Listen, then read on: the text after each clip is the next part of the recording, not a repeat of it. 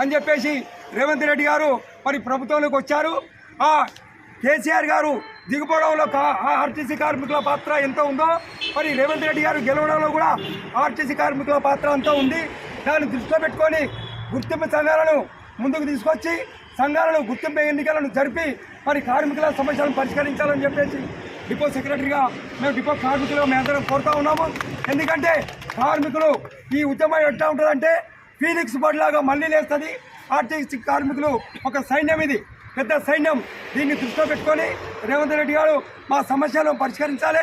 ఇంకోటి ఏదైతే పిఎస్సీ వచ్చేది ఉందో దాన్ని కూడా అమలు చేయాలని చెప్పేసి అడుగుతా ఉన్నాం. మరి 179 నెలల డిఏఎస్ కూడా రావాలి కార్మికులకు. అవి కూడా ఒకే విడతలో వాటిని కూడా చెల్లించాలని చెప్పేసి డిమాండ్ చేస్తూ ఉన్నాము. మరి ఏవైతే ఎలక్ట్రికల్ బస్సులు ఉన్నాయో అవి ప్రభుత్వమే కొని మరి కార్మికులను రిక్రూట్మెంట్ చేసి నిరుద్యోగాన్ని తగ్గించాలని చెప్పేసి రేవంత్ రెడ్డి గారిని మనస్ఫూర్తిగా మేము కోరుకుంటా ఉన్నాము. ఒకవేళ బస్సులను కొనుగోలు చేయకుండా కార్మికుల సమస్యలు పరిష్కరించకుండా ప్రతి గ్రామానికి బస్సు సౌకర్యాన్ని కల్పించకుండా ఉంటే మరి మేము ప్రజల దగ్గరికి వెళ్తాము, కార్మికుల దగ్గరికి వెళ్తాము, మా ప్రజాస్వామ్యవాదుల దగ్గరికి వెళ్తాము, విద్యార్థుల దగ్గరికి వెళ్తాము, మరి బుద్ధిజీవుల దగ్గరికి వెళ్తాము. ఈ ఉద్యమాన్ని గట్టిగా చేసి ఆర్టీసీని రక్షించుకునే విధంగా మేము ప్రయత్నం చేస్తామని చెప్పేసి మేము కోరుతా ఉన్నాం.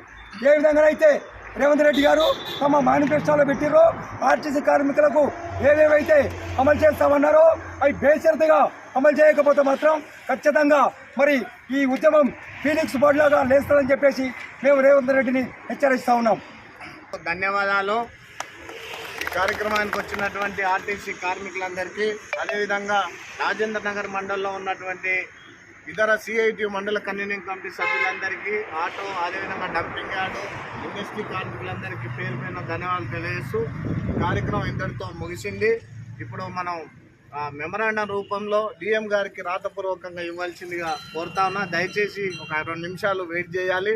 రాతపూర్వకంగా రాసి మనం డిఎం గారికి మెమరాండం రూపంలో ఇవ్వడం జరుగుతూ ఉంది. కాబట్టి కొంత వెయిట్ చేయాలని చెప్పి విజ్ఞప్తి చేస్తూ